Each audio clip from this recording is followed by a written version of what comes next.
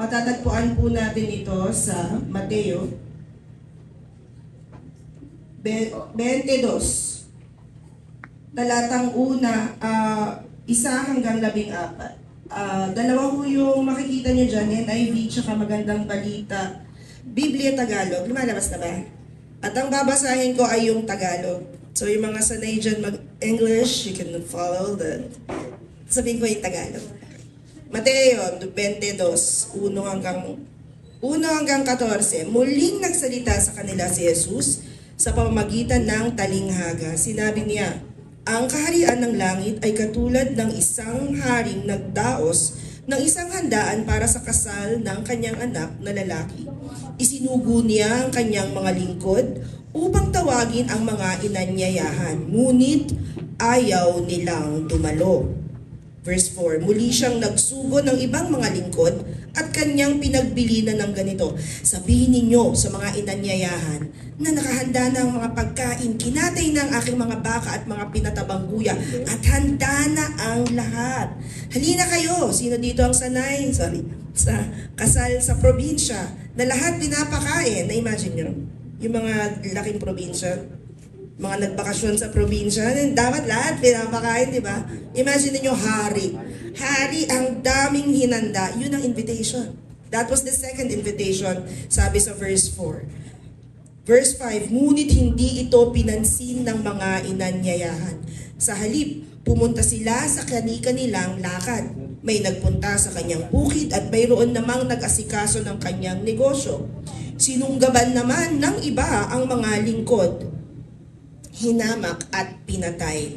Galit na galit ang hari. Kaya't pinapuntan niya ang kanyang mga kawal upang puksain ang mga mamamatay taong iyon at sunugin ang kanilang lungsod. Verse 8. Pagkatapos, sinabi niya sa kanyang mga lingkod, nakahanda na ang mga pagkain, ngunit hindi karapat-dapat ang mga inanyayahan. Pumunta kayo sa mga pangunahing lansangan at inyong anyayahan sa kasalan ang lahat ng makita ninyo. Pumunta nga sa mga lansangan ng mga lingkod at isinama nila ang lahat ng kanilang natagpuan, masasama at mabubuti, at napuno ng mga panauhid ang bulwagang pangkasalan. At nawala yung aking pasensya na. Sasabihin ko na lang po. Sa verse 11, time out. Ayan. Pumasok ang hari upang tingnan ang mga panauhi. Nakita niya ang isang taong hindi nakadamit pangkasalan. Tinanong niya, ito, kaibigan, bakit ka pumasok dito nang hindi nakasuot ang damit pangkasalan? Hindi nakasagot ang tao.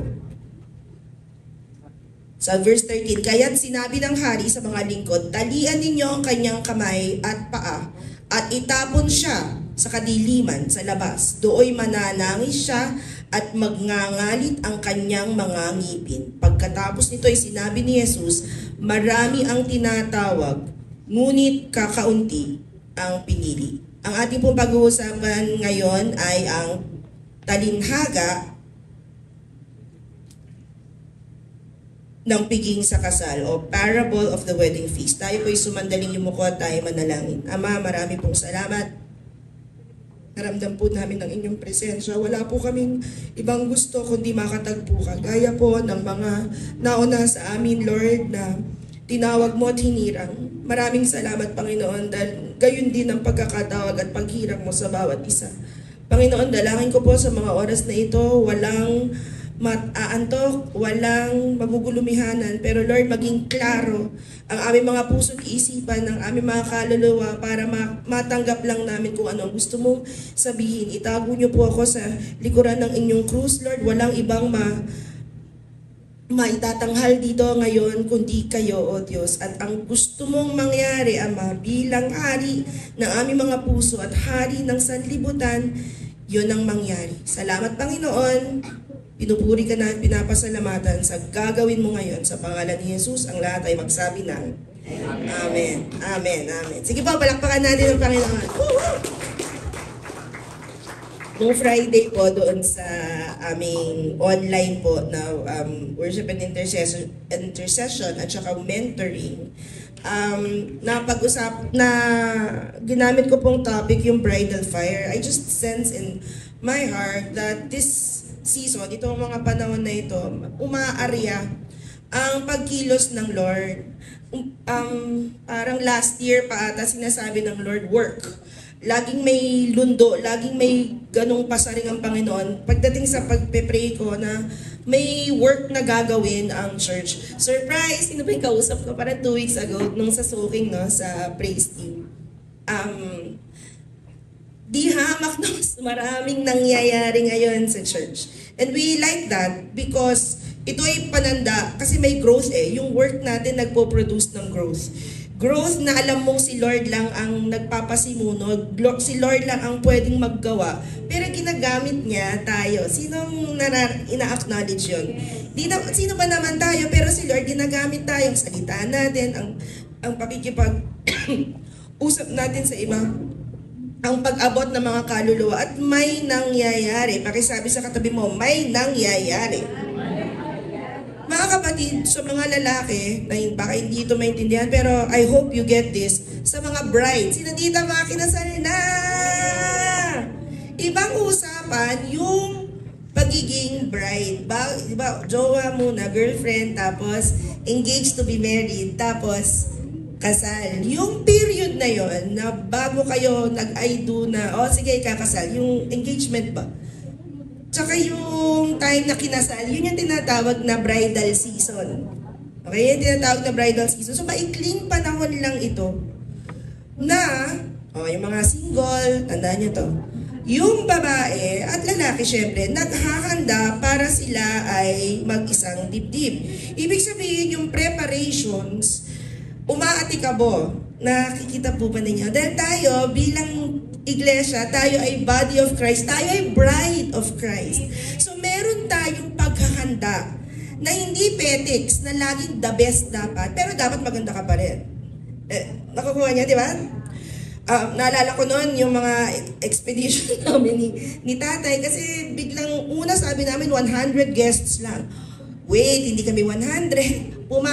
Lumobo tayo ng 280, di ba? Kasi hindi pwedeng may kamag-anak na hindi makalimutan, ganyan. Ang dami ko nang tinanggal, nakikiusap, naiintindihan naman ng mga kaibigan ko na hindi makapunta, mga ganyan. Pero 280 pa din. So yung amount of preparation para sa ganun karaming tao ay hindi biro. Pakisabi sa katabi mo, mag-asawa hindi biro talaga. May talaga ha? Talaga. Pero alam nyo, kinaya namin. Bakit? Kasi love Siyempre nagpe-pray kami ni PKD. Pero iba yung excitement. Nagpunta ako ng Divisoria noon, yung sinishare ko nga nung Friday. May dalawa akong bayong, tong liit kong to. 13 years ago. Tong liit kong to, 2 bayong na malalaki. Yung isa, ang laman, mga paso. Hindi pasong clay, pero yung paso na plastic, so mabigat pa rin. Hard plastic, kasi yun yung lalagyan ng aming mga tanim na herbs. Kasi yun ang aming giveaway. Okay?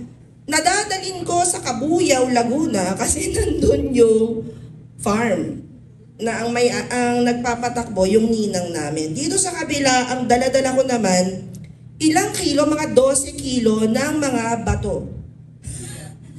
Glass stones, kasi inimagine ko, bride, di ba? Bride. 1 truck. Gagawin yung gusto, basta budget. Tama? Yung maganda pero budget. Laging may pero budget.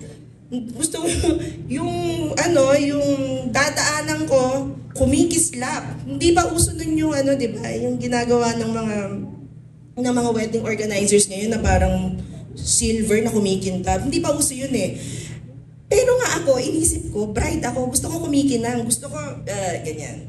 Kasi, at nagpe-pray na ako doon for the nation. So, ang pinagpe-pray ko, Lord, yung symbolism ng body of Christ, na pupunta ako doon, tapos harvest ang theme namin, pero may dumadaan akong dyan, may mga glass stones. Yung glass stones, binili ko sa Divisoria, 12 kilo, nandito yun sa kabila. Kasama nung iba kong mga gamit na binili sa Divisoria, so gumaganyan ako naglalakad. Right? Pero yung focus, yung strength, yung gagawin mo para mairaos ito, pero masaya ka at maganda. Bridal season. Church, we are in a bridal season. Kinakailangan nating maging maganda. Kinakailangan nating kumayod. But with love and with fire. And that's what I'm talking about. That passion, hindi lang passion na kung binili mo na ng 3 isang tumpok na passion. Pero passion na nanggagaling sa apoy na binigay ng Diyos at hahayaan mo na silaban ka. Hahayaan mo na silaban ka. Nagsimula yung passion for the Lord for me, maraming twists and turns. Pero nung pumasok ako sa universidad, nagka-College of Music pa ako noon eh. Tapos tinawag, yun na yung start ng fire. Tapos tinawag ako ng Lord sa medicine. Pagdating sa College of Medicine, marunong na ako mag-intercede. So lahat ng bulwagan na makitaan ko na na nagtitipong kami, napupunta ako doon, napaluluhod ako doon. And I just began to cry out for my university.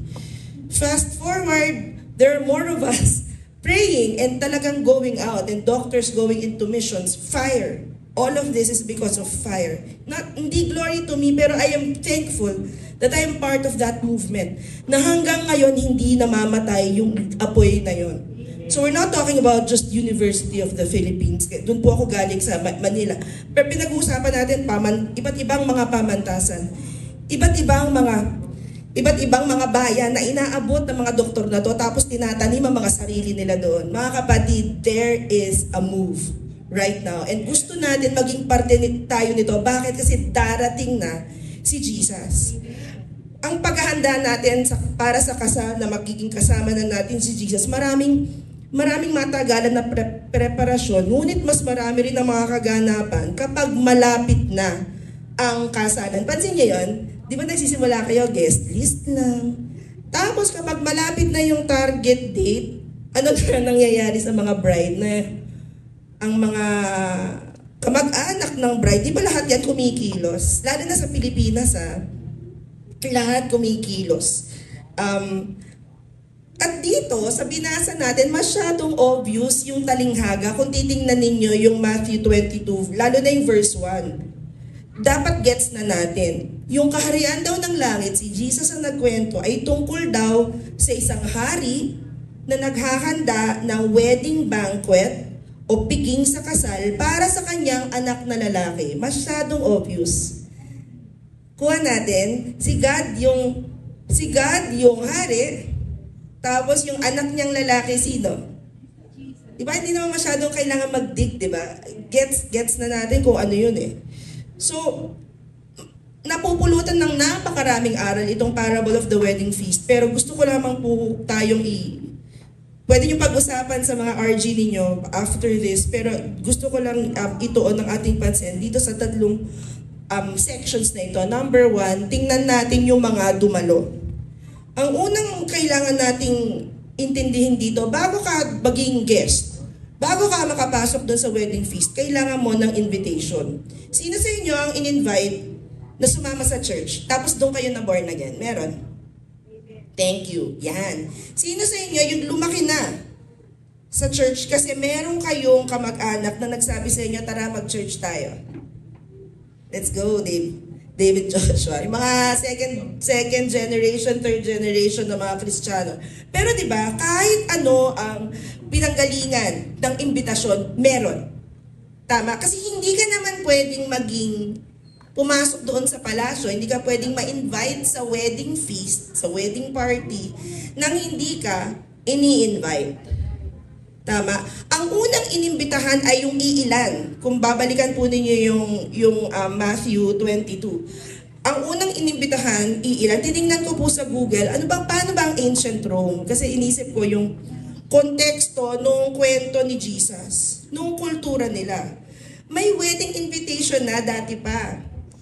Diba? Tuwang-tuwa ako dun sa mga invitation ng mga DIY, yan. Si Daisy, bilib na bilib ako dun sa ang galing naman nito. Tapos may wax pang ganyan. Si Shen was a different feel.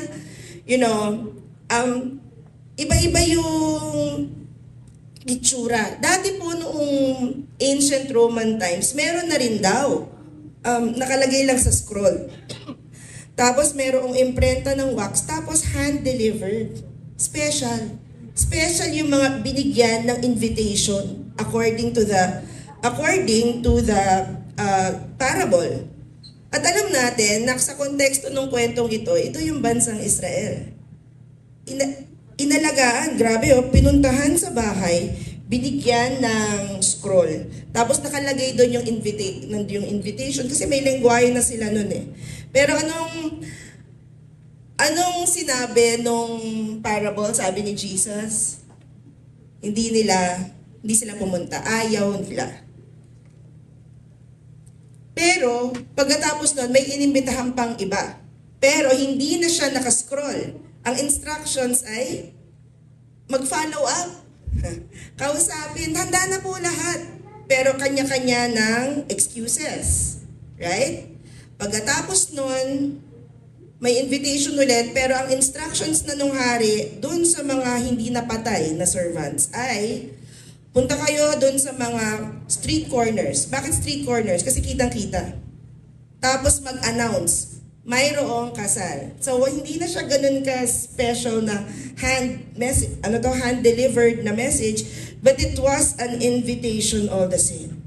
Naalala nyo ba noong mga panahon na kayo'y inimbitahan na magkaroon ng relasyon kay Jesus? Ako naalala ko, siguro nandun ako sa first at saka sa second, yung una tumanggi, yung nasanay na kasi. Laking simbahan kasi ako laking Sunday school. Tapos namali ang impluensya ko ng high school. Medyo dun eh. Tapos bumalik. Nung panahon na bumalik ako, I was desperate. Kasi kung ano-ano na yung pagkakalulong ko sa iba't ibang mga bagay na hindi maayos. So I was just spiraling out of control. Magaling akong gumawa ng tula. Kaya kong gumawa hindi pa ako masyadong nagawa ng kanta. Pero yung mga tula na lumalabas sa aking sulat ng mga panahon na yun, naalala ko, para na akong madilim yung mga lumalabas na tema. So I was really spiraling. I was into a lot of vices na hindi na kinakailangan pagdaanan. Ano yun? Wag na. Okay na. Hindi nyo na kailangan tikman ng chonky para malaman ninyo na hindi siya maganda para sa inyo. Hindi nyo na kailangan tikman ang mga basura para malaman na hindi yan maganda para sa inyo. Sinasabi ko lang ito kasi yun yung pinanggagalingan ko. Ako yung tao na may announcement. Kasi nung una, tinanggihan ko. Pero nung desperado, I am so grateful na meron pa rin imbitasyon. Mga kapatid, kahit ano pa yung kalalagayan ng puso ninyo nung kayo'y inimbitahan, kung hindi ninyo pinansin nung una, si Lord laging may panibagong announcement. He is continually, hanggang ngayon, iniimbitahan tayo into a relationship with Him.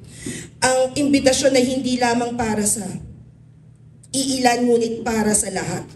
Kaya inutos ng hari na imbitahan ang lahat ng may ibig. Pagkasabi, lahat ng may ibig. So, lahat ng may ibig. Tayo yung ini-invite doon sa wedding supper na ito. Tingnan po ninyo sa Revelation 19, verses 6 to 7. Nakalagay po dyan. Then I heard what sounded like a great multitude, like the roar of rushing waters and like loud peals of thunder. Shouting, Hallelujah! Gusto ko maging part ng sa langit na. Pero dito magpa-practice na tayo. Hallelujah! For our Lord God Almighty reigns. Let us rejoice and be glad and give Him glory. Look at this. For the wedding of the Lamb has come and His bride has made herself ready. Doon sa Tagalog nakalagay, Hallelujah, sapagkat naghahari ang Panginoon nating Diyos na makapangyarihan sa lahat. Verse 7, magalak tayo at magsaya. Luwalhatiin natin siya sapagkat sumapit na ang kasal ng kordero at inihanda na ng kasintang babae ang kanyang sarili. Tayong lahat ay inimbitahan. Ang isa pang player dito sa talinghaga nito, bukod sa guest, ay ang servants. Pakitingnan ng katabi mo. Mukha bang servant? Kasi tayo din yung servant. Tandaan po ninyo, talinghaga to ha. Meron tayong iba-ibang pwedeng ma-assume na role dito. So tayo yung naimbitahan, tayo din yung servant. Tama? Kasi sino ba yung pinapadala ng Lord para mag-imbita ng mga taong pumunta sa piging? Sino? Pakitingnan ulit ang katabi mo. Mata sa mata, ganyan. Medyo malagkit. Malagkit, ibig sabihin, tititigan mo na nga na hindi kumukurap. Yeah. Yan ang servant. Kayong dalawa, tayong lahat. Ang imbitasyon ay hinatid ng Lord through servants. Napansin ninyo?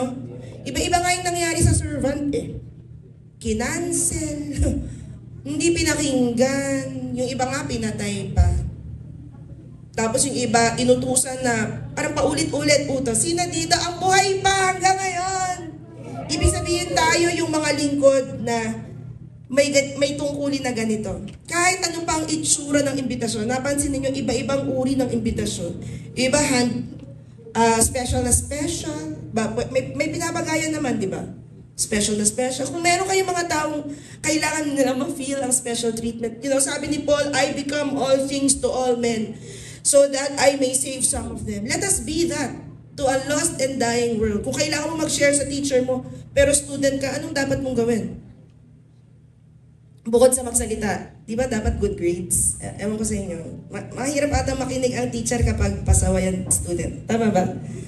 Meron ako gusto ko mag-share sa mga classmates ko sa medicine. So, they listen. Pero iba yung dating kapag yung fourth honor namin na sister in the Lord and nag-start magsalita, napansin ko, ba't na tao nakikinig? Kasi alam, matalino siya. I challenge you, if you're still in school, be excellent. Be excellent because that is your worship, number one. And number two, that is your gateway para makapagsalita sa mas maraming tao. Sabi sa Proverbs, whoever is excellent will serve before kings. He will not serve before mere men. I challenge you, all of us, worker ka, hindi ka na nag-aaral, be excellent. Kasi kapag ikaw ay kuminang at si Lord ang ilaw mo, mapapansin at mapapansin ka. And suddenly you have a platform and an opportunity to make a stand for Christ. Maging maghusay tayo, maging magaling tayo, hindi lamang para sa sarili natin, pero para sa mga kaluluwa na makikinig pag sa mata nila nagkaroon tayo ng credibility. Gagamitin ng Lord yan. Gagamitin ng Lord ang excellence kasi siya ang nagbigay ng excellence sa atin. Magiging courier ang mga servants, tagapaghatid ng mabuting balita. When was the last time na meron tayong na-invite na tao into a relationship with Jesus? Ano man ang itsura nito, ipapasama mo sa church, mag-invite ng RG or connect group, magpakain at i-share ang love ng Lord, no? Baka ikaw yung buhay mo, ikaw yung nag-iisang good news para sa isang tao na nawawala ng pag-asa. Sometimes, yung mga taong walang Biblia, ikaw ang gagamiting gospel ni Lord. Do you understand? Hindi sila maniniwala sa mga sermon, pero maniniwala sila kasi nakikita nila yung ebidensya ng buhay mo. So you are a servant. We are all servants. So ang utos ng hari ay mag-imbita para mapuno ang bulwagan. Tapos may utos pa pumunta sa mga highway. Huwag tayong tumigil, mga kapatid. Itong parable na to, paulit-ulit may imbitasyon. Gusto ng Lord na mapuno ang kanyang kaharian. Let us depopulate hell and let us populate heaven. Amen. Meron ba kayong alam na tao? Alam ko hindi ito mahirap isipin. Meron ba kayong alam na tao, kaibigan, kamag-anak, kapatid, kapitbahay, na alam niyong papunta sa impyerno dahil nakikita niya yung ebidensya ng kanyang buhay? Sila ang mga taong kailangan nating abutin. Pag-pray natin sila. Lord, bigyan mo ako ng opportunity. Pag-pray niyo yung heart ng taong niya, kung alam ninyong sarado sa gospel, mga kapatid, walang imposible sa Diyos. Kailangan lang niya ng kapartner. Pakitingnan ng katabi mo. Yan, partner sa gospel. Dapat lahat tayo. Amen. Hallelujah. Number 2, so yung talinghaga, yung aspeto ng dumalo. Ito ang pangalawa. Tingnan natin yung mga iba't ibang dahilan Yan. Iba't iba yung mga dahilan na binigay ng mga tao. No? Maraming tao inimbitahan ng mga lingkod ng hari. Right? But they had many excuses. Tingnan po natin sa verse 3. Ano nakikita ninyo? Actually, nilagay ko ng pula eh. Sa verse 3, anong nakalagay na nangyari dyan? Guest siya dapat, di ba? Pero, they refused. Ayaw lang.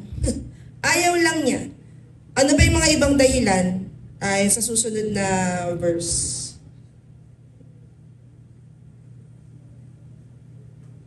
Verse 4, di ba? Sabi, handa na po ang lahat. Pero, anong sabi sa verse 5? Yan na, iba't iba na. They paid no attention. Na-cancel yung servant. No? Kahit sinabi na wala, na handa na ang lahat. Imbis na pakinggan yung message, anong inatupag? Trabaho, negosyo. Yung iba, sinunggaban pa yung mga lingkod. Hinamak at pinatay. Sa iba't ibang klase ng persecution, yung ginawa nung mga taong nag-reject doon sa message. Alam niyo kung ano ang tawag ng Lord dito? Ang sabi ng Lord about these people, hindi sila karapat-dapat. So kahit na anong uri ng rejection ang gawin natin sa Lord, kahit binigay na, paulit-ulit binigay, pero nagre-reject pa rin tayo, sabi ng hari, tungkol sa mga taong ito, hindi sila karapat-dapat. Sa makatuwid, ang taong karapat-dapat na pumasok sa piging ng hari ay dapat tanggapin ang imbitasyon ng hari. Walang kinalaman sa background mo, walang kinalaman sa anong kaya mong gawin.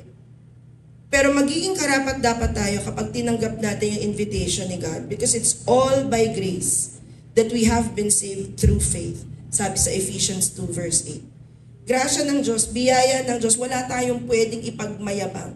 Hindi talino natin, hindi pedigree, parang aso. Hindi yung dahil mababait o banal ang mga magulang mo, kahit anak ka pa ng pastor. We try to teach that to our children. Personal relationship pa rin. Tatanggapin ba natin ang kanyang imbitasyon? Kapag hindi daw tinanggap ang tawag ng Lord sa kanila, hindi karapat-dapat. At pansinin ninyo, sa bawat excuse, laging may tugon yung hari. Kung napansin po ninyo. Yung nireject siya, nag-imbita ng iba. Nung pinersecute at pinatay yung mga leaders, humarap yung mga taong ito sa judgment ng hari. Ayaw natin yan. Pakisabi sa katabi mo, ayaw natin yun. Amen. So, enough of excuses. Diba? The time is short. Gaya ng sinabi ko, ang bridal season, yung bago dumating ang groom. Sino ang groom? Si Jesus po yun. Bago dumating ang Lord, maikli na lang ang panahon. At ito yun. Lahat ng pwede natin gawin natin. Lahat ng kaluluwa na pwede nating abutin natin. Sabi ni Bill Bright, si Bill Bright ang founder ng Campus Crusade for Christ. Nag-graduate na siya into glory. So, namatay na siya. Pero he founded a movement that worldwide penetrating the campuses. Actually, doon ako na mulat, no, sa missions. Nung nasa College of Music pa ako noon at may nag-invite sa akin, naging member ako, naging active ako sa CCC, sa Diliman. Pero sabi ni Bill Bright, ang evangelism daw is sharing the word of God, the good news to someone, and leaving the results up to God. Ang role natin ay hindi magbago ng puso. Kay Lord yun. Pero ang tungkulin natin ay ipahiwatig, ibigay ang good news. Ano man ang itsura nito, tayo, we believe na salita at gawa. We love on people because of the gospel. And we say the gospel because we love people. Amen. Amen. Amen. So So enough of excuses. I say this but I am the one, ako yung unang kinakausap ng Lord. Enough of excuses. Iba-iba man tayo ng, sitwasyon. Pero before the Lord, He is Father at meron tayong relasyon sa Kanya. So enough of excuses. Tama na yung mga dahilan. Gawin natin kung ano yung gustong gawin ng Lord through us. Amen. At lastly, DDD pala to. Homiletics. So yung una, ang dumalo. Aning number 2? Ang iba't ibang dahilan na huwag nating gawin. Number 3, ang damit. May mga, napansin niyo may pumasok na, nagpasukan na. Ang dami ng tao sa wedding. Pero, bakit may kwentong ganon? May kwentong may nakapasok, tapos iba ang kanyang damit. Ba't natin pinag-uusapan ng fashion and beauty tips? So, hindi po siya, wala siyang may kinalaman sa fashion, pero meron siyang kinalaman sa identity. Kasi kung ano ang damit mo, yun ang nagsasabi kung ano ka. Okay? So, kapag nakahubad, you don't have wedding clothes, ibig sabihin, hindi ka karapat-dapat. Naalala niyo yung sinabi nung hari, hindi karapat-dapat yung mga tumanggi sa kanya. Paano nangyari na may nakapasok, pero yung damit niya, hindi rin karapat-dapat? Bakit ba kinakailangan yung damit? Yung tanda ng kasuotan ay tanda ng tamang kasuotan. Yung pinasok ng mga panauhin, yung pinasok ng mga guests, palasyo. Sino po dito yung nakapasok na sa legit na palasyo na inimbitahan kayo na pumunta sa palasyo? Ako po, nung nakakuha po ako ng scholarship sa DOST, siyempre, masaya na ako na meron akong, scholarship. Ay, required pala kaming humarap sa presidente. Kasi may ganun pala yun, yung pinatatayo ko, mga scholar, ng ganyan. So, punta ako, siyempre. Tingin niyo anong sinuot ko? Hindi ko na kailangan pag-isipan kasi sinabi sa akin kung ano. May protocol. Yun yung gusto ko sabihin. Kapag pumasok ka sa isang palasyo, Malacanang po yung pinasok ko. May protocol. Kinakailangan nakabihis ka ng maayos for security purposes. At okasyon yun na may pagpaparangal. So ikaw kahit wala kang role, ang ginawa ko lang doon, tumayo, umupo at nakikain. Ang sarap ng pagkain. Panahon ni... Hindi ko pa namimit si PKD noon Ganun na siya katagal, ganun. Panahon ni GMA, ni PGMA ng mga panahon na yun. So, kailangan ko, tapos may pila. Kala mo may imbitasyon ka lang, hindi, may pila. Kasi check ng mga gwardya kung sino ka. Ganun. So, bago ka makapasok doon sa gwardya, may isa pang check. So, may mga, you understand? May mga several security checks yan. Hindi ka basta-basta papasok. Tapos if-frisk ka. Mga ganyan. Tapos may isang panahon, bumalik ako ng Malacanang, mas nauna ata ito. Pero dahil, nakwento ko na sa inyo, di ba? Mas kilala ako doon sa kolehiyo ko. Hindi dahil sa medicine, pero sa kanta-kanta. So sinabi sa amin nung head ng PGH, kakanta ang residence choir. Ako yung conductor ng residence choir. So mga residente kami, kumanta kami kasi may pagpaparangal ulit sa UP. Ganun ulit.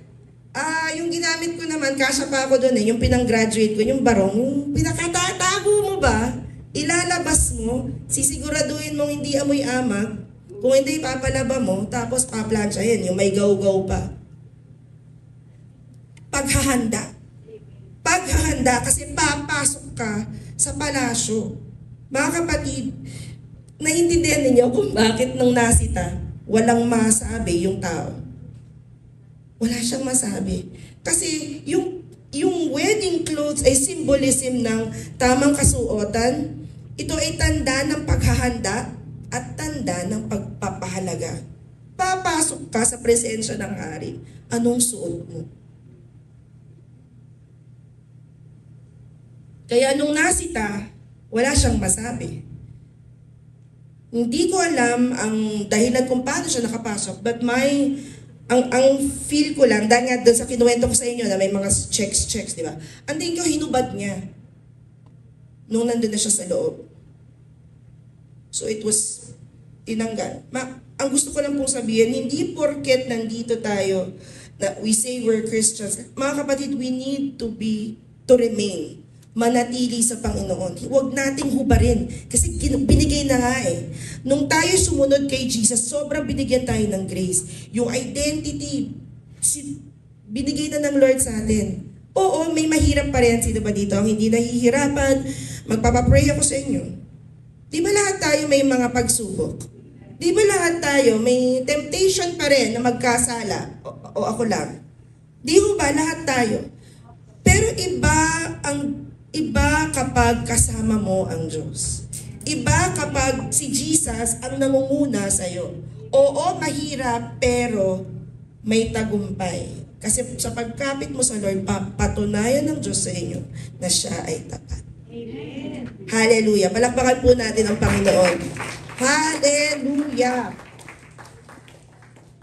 Tingnan po natin yung 1 Thessalonians 5:2. You know very well that the day of the Lord will come like a thief in the night. Alam na ninyo na ang pagdating ng araw ng Panginoon ay tulad ng pagdating ng magnanakaw sa gabi. Kinakailangan nating maging handa. Sino po ang naniniwalang malapit nang dumating ang Panginoong Jesus? Na tayo ay nasa last days. Gusto niyo ng verse para malaman na nasa last days tayo? Tingnan po natin sa 2 Timothy 1-5. Doon tayo sa Tagalog na lang. Nandyan ba? Ay, ito pala. Tingnan nyo binlock letters ko na dapat mong malaman para daw last days sa mga huling araw ay darating ang mga panahon ng kaguluhan. Meron bang magulo sa atin? Check! Sapagkat ang mga tao ay magiging maibigin sa sarili, maibigin sa salapi, palalo, mapagmataas, mapagsamantala, suwail sa magulang, walang utang na loob at lapastangan sa Diyos. Meron? Check. Minsan ganun tayo? Dati? Aamin? Yeah, actually.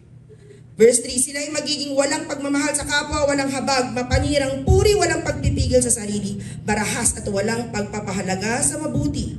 Sila ay magiging mga taksil, padalos-dalos, mayayabang, maibigin sa kalayawan, sa halip na maibigin sa Diyos. Laki sa layaw. Mahilig sa kalayawan, you know? Look at my watch. Isn't it neat? Wouldn't you think my collection's complete? Walang, sa Little Mermaid po yun, sorry. Mahilig sa stuff, you know? Verse 5, sila'y may anyo ng pagiging makadiyos, ngunit hindi naman nakikita ang kapangyarihan nito sa kanilang pamumuhay. Napakarami ng kulto ngayon. O nagsasabing sila'y Kristiyano, pero yung buhay nila hindi. Ingat tayo. Kaya ganun kahalaga na dapat lagi tayong nananatili sa Diyos. Nasa last days na po tayo mga kapatid. Pero anong encouragement ng Lord sa atin? Kasama natin siya hanggang sa kadulu-duluhan. Amen? Hallelujah. So, ito na po yung ating last three. So, in summary, mga aral natin sa talinghaga ng piging sa kasal or parable of the wedding feast. Una, yung dumalo. May imbitasyon dapat may imbitasyon muna. Yung mga lingkod, tayo din yan. So tayo yung nagtanggap ng invitation. Tapos tayo din yung servants. Malalagay natin ang mga sarili natin dyan. Kinakailangan nating magdala ng mga kaluluwa sa Kanya. Let's invite them to the wedding feast. Number 2, iba't ibang dahilan. At ito yung iniiwasan natin. Kasi ang tawag ng Lord sa mga taong nagdadahilan at nagka-cancel ng Kanyang invitation ay hindi karapat-dapat. Saklap, no? We disqualify ourselves because we reject the gospel. Ayaw natin nun. At kung meron tayong kakilanang ganun, pag-pray natin ang mga puso nila. Amen? Habang may buhay, may pag-asa, ayos yan. Sige lang, pag-pray lang natin. Tungkulin natin yan ng patuloy mag-imbita. And lastly, yung damit. Ay, bakit nakalagay yan? Sorry. Hindi po yan na power, tanggal yung Mars. Lastly, tingnan po natin yung Romans 13, and I will end here, 11-14. Yan, gawin ninyo ito dahil alam ninyong panahon na upang gumising kayo. Pakisabi sa katabi mo, lalo na kung natutulog, gising! Ang pagliligtas sa atin ay higit nang malapit ngayon kaysa noong tayo'y unang sumampalataya sa Panginoon. Gets nyo yun? Our salvation is nearer now kaysa nung una tayong naniwala. Kung last days na dati pa, last test days na ngayon. Yeah? Namamaalam na ang gabi at malapit na ang lumiwanag. Layuan na natin ang lahat ng masasamang gawain at italaga natin ang sarili sa paggawa ng mabuti. Verse 13, mamuhay tayo sa liwanag at huwag gugulin ang panahon sa magulong pagsasaya at paglalasing, kahalayan at kalaswaan sa alitan at inggitan. Gawin ninyo ang Panginoong Hesukristo bilang sandata at huwag ninyong pagbigyan ng laman upang masunod ang mga hiling nito. Actually, sa English, for verse 14 ang nakalagay, clothe yourselves with Jesus. Kung meron tayong magiging damit at baluti, yun yung, di ba? Baluti is sandata, yung nilalagay ng sundalo, baluti, armor. Pero sa English, sabi, clothe yourselves with Jesus. So, sino ba si Jesus? Siya ang ating katuwiran, righteousness. Siya ang ating salvation. He is the way, the truth, and the life. Sabi nga ni Naomi sa yung huli niya, natutuwa ako sa bata nung nag-lead ng devotional. He is the way, the truth, and the light. Pero totoo, di ba? Light din naman si Jesus. Tama, He is the light. And yung light niya nasa atin. Binabalot tayo. Every time we obey God, we are clothed with Him. Grace ng Lord, yes. Pero yung pananatili natin sa Lord, may partisipasyon tayo dyan. Hindi tayo kinreate ng Lord na maging robot. Laging pipiliin natin siya. Amen? Sa tayo po'y tumayo. Hallelujah. Right now, sige po.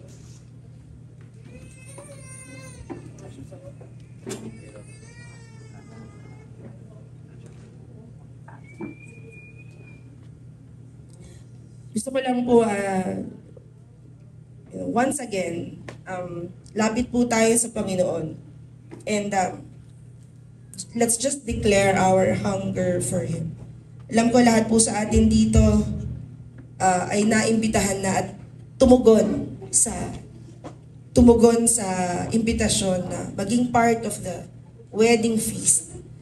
At darating ang panahon, faith will become sight. Hindi pa natin nakikita pero alam nating mangyayari.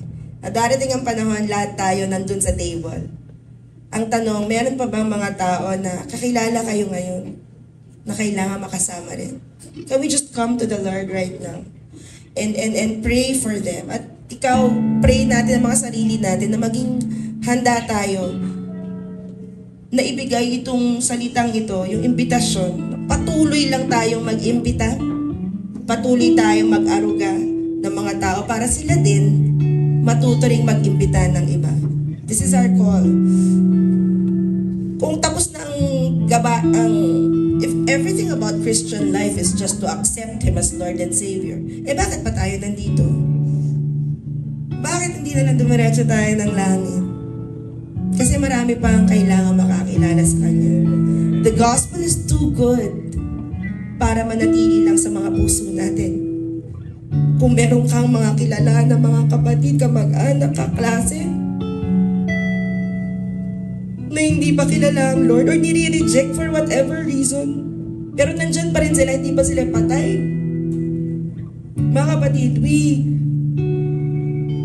need to tell them, this is too good para manatili sa atin. Tayo saved na. What about them? Let's get them to wear wedding clothes. Amen? Let's get them to wear wedding clothes. Kasi tayo nandito na. Okay na tayo. But we're still here. There's a lost and dying world. Bahagi pa rin tayo ng mundong yun. So as we go out after this, let the Lord just put out more of His fire. Because the world needs it. We need to shine and invite others to His glory. Amen. Lord, we hunger for You, Lord. We just, God, come to terms again, Lord, with your invitation. Lord, salamat para sa amin na ilang taon na o ilang buwan o ilang linggo nang naimbitahan at tumugon. Minsan sa iba sa amin, Lord, nawala tapos nag-invite ka ulit, Lord, at nandito kami, Lord. Salamat sa grace mo. Sa mga panahon, Lord God, na kami yung lumalayo, hindi ka napagod, Lord God, na amuin kami, habulin kami. And Lord, as we grow in more into maturity, we realize, God, yung ano man yung binigay mo na grace sa amin, gusto namin, Lord, na maging ambassadors mo sa lahat ng kaharap namin, lalo na sa mga hindi pa nakakakilala sa iyo, so that they may have a chance to be invited, Lord God, just one more time, that we will issue the invitation, Lord, at makakatanggap sila. Lord, for the times, God, na nanawa kami, sorry, Lord. We ask for your fire, oh God. We ask for your fire, oh God, na hindi kami mapapagod. Na parang bride na nagpe-prepare kasi kakasal na, yung ganong klaseng focus, God. Yung ganong klaseng alap ng puso. Na walang mahirap talaga kasi ginagawa para sa nagmamahal. Dahil alam lang namin na nagbubuhos ka patuloy ng pagmamahal. So Jesus, come. We just want to be set on fire for you. Shokoroso, Lord, lahat ng mga issues, I just pray, burn them up, oh God. Lahat, Lord God, ng nagpapabagal, Panginoon, sa aming paglakad sa iyo. Lahat ng yung mga karanasan na na-reject kami dati, Lord, kaya ayaw naming mag-share or parang bantulot kami. God, I pray right now, we just break agreement with that shame in Jesus' name. But we count ourselves worthy of the gospel dahil na-persecute kami. Oh, Jesus, come. Lord, kung may kailangan baguhin sa isipan namin, pwede bang mag-gesture po tayo, hawakan lang natin yung mga ulo natin, symbolizing our minds. Lord, any memory, any experience na naaalala namin ngayon, Lord God, na kami ay nasaktan dahil nanindigan kami para sa iyo, dahil nag-obey kami, tapos kami ay natuya o na-reject. God, I just break agreement with all of these in Jesus' name. Burn it up with your fire. And let the fire of your love just burn again. Shoro, kurobo, soyorobo. Ano man ang offense, Lord, let us be quick to forgive. Even now, I pray for a grace to forgive. Just the grace to forgive. Just the grace to forgive any offense. Oh God. Shoro, kurobo, se, let there be no hindrances. Lord, walang balakid sa aming pagyapak at pagtuloy, Lord God, sa inyo. That we may bring people unto you. Jesus. Thank you, Lord. Let the fire, Lord, right now just burn. Kung may mga pinapaalala sa inyo ang Lord na mga painful experiences, lapit nyo lang sa Lord yan. Tapos sabihin mo, Lord, heal me. Pinuputol ko yung ugnayan ko dun sa shame. Yung rejection, I break agreement with rejection in Jesus' name. I break agreement with failure. Yung nagsasabing failure ka. I break agreement with failure in Jesus' name. I break agreement with offense in Jesus' name. I break agreement with unforgiveness in Jesus' name. Lord, I pray, heal every memory, Lord God, na nagiging balakid para sa amin, Lord God, na magpatuloy na maghayag tungkol sa inyo. Lord, right now, healing flow. Let your healing flow, Lord Jesus. And set us up, Lord, for more of you. Na mas marami kaming maaabot, Lord God. And that our wedding clothes, yung gamit namin, Lord God, dahil binalot mo na kami with your glory, Lord, manatili at gumanda lang ng gumanda. I just declare it right now. In Jesus' name. Let's worship.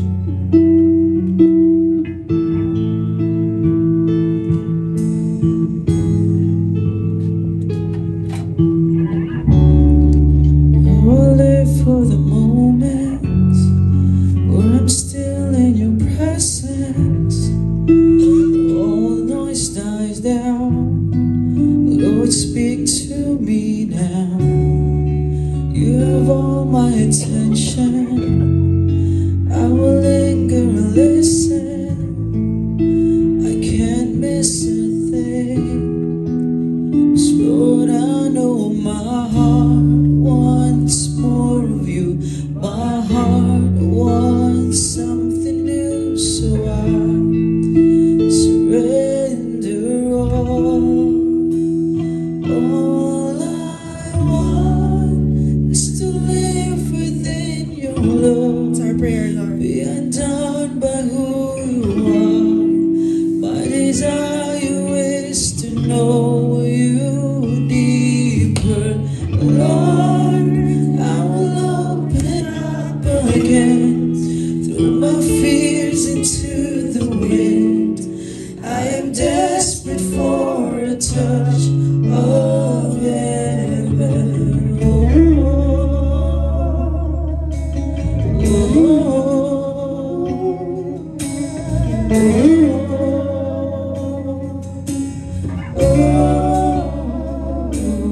You're our fire, Lord God. you're the fire in the morning, you're the cold in the evening, the breath in my soul. You are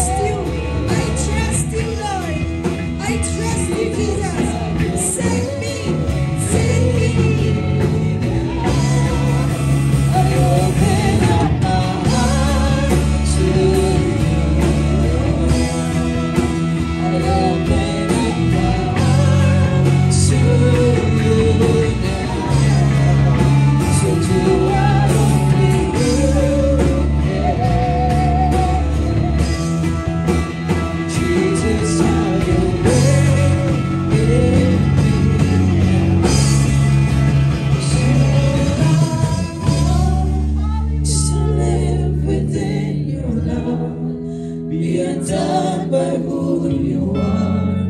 My desire is to know you deeper. Lord, I will open up again, throw my fears into the wind. I'm desperate for a touch of heaven.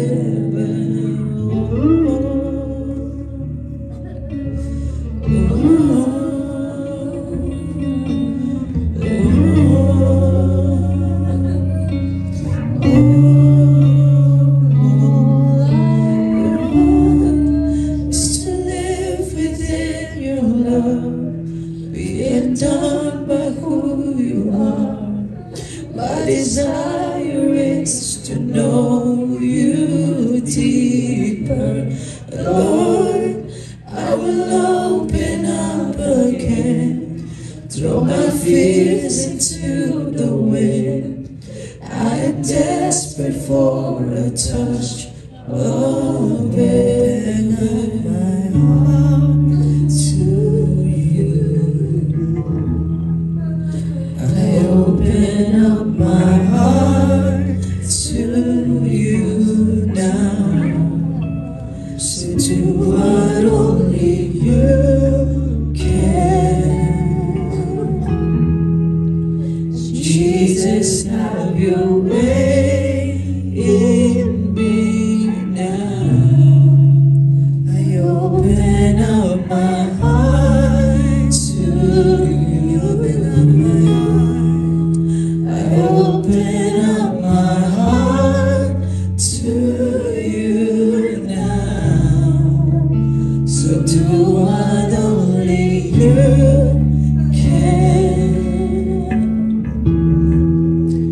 Jesus, have your way in me now.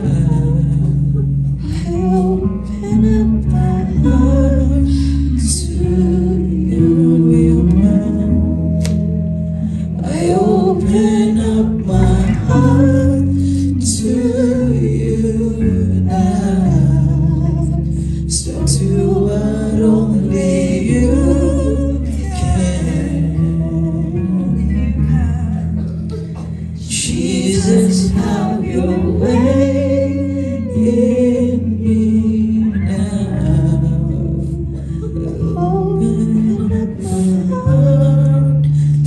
It doesn't matter kano na tayo katagal naglalakad with the Lord, but every time we open ourselves up to God, just say, Lord, I will open up again.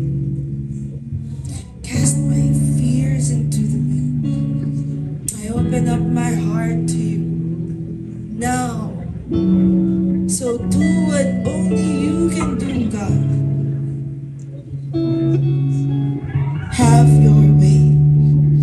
It doesn't get old. It doesn't get old. Kahit uugod-ugod na ba, I declare hindi mangyari yun in Jesus' name. Lahat tayo kahit tumanda, hindi magiging, you know, useful pa rin tayo. And then God calls us home. But every time you say, God, I open up to you. Even when there's nothing happening, I just say, you just want to say, God, I open up my heart to you. There is a shift in the atmosphere. The Lord sees worship.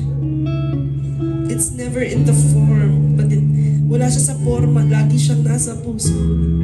So, even now, God, thank you for your grace na kaya namin magsabi, Lord, I open up to you now. So have your way. Have your way in this church. Have your way in every family. Have your way in every person, Lord. Bawat individual, bawat pamilya, bawat relasyon, bawat business, bawat pagpapagal sa school. Have your way. Lahat ng role na pinapasok namin lahat, Lord God, as a sister, a brother, a wife, a friend, a worker, an owner, a co-laborer, a minister, a leader, an influencer. God, have your way. Lord, pasukin mo ang bawat kwarto ng aming mga puso. Lahat po'y pag-aari ninyo, Ama. Lahat ay pag-aari ninyo, Panginoong Jesus. We open up our hearts, our lives to you now. Do what only you can do, Lord. Do what only you can do, Jesus. Forgive us for the times that we've just looked at ourselves and we failed to look at you. But thank you for this day, God, that we could begin to walk on water again. That we could begin to trust you with new grace and new fire again, Lord. Jesus, come. Find us faithful, Lord. We want to make ready. Lahat kami, Lord God, invited to your wedding feast at gusto namin, Lord, lahat ng kakilala namin, Lord God, makikilala ka rin at imbitado at tatanggapin ka. Lord, thank you for giving us that, God, that you've given us that grace to believe na mangyayari. And so God, we say, Lord, thank you in advance. Do what only you can do. Only you can do, God. Thank you, Lord. Thank you, Jesus. Thank you, Holy Spirit. Thank you, Abba. The glory will always be yours. In Jesus' name. Ang lahat po ay magsabi na. Amen. Hallelujah.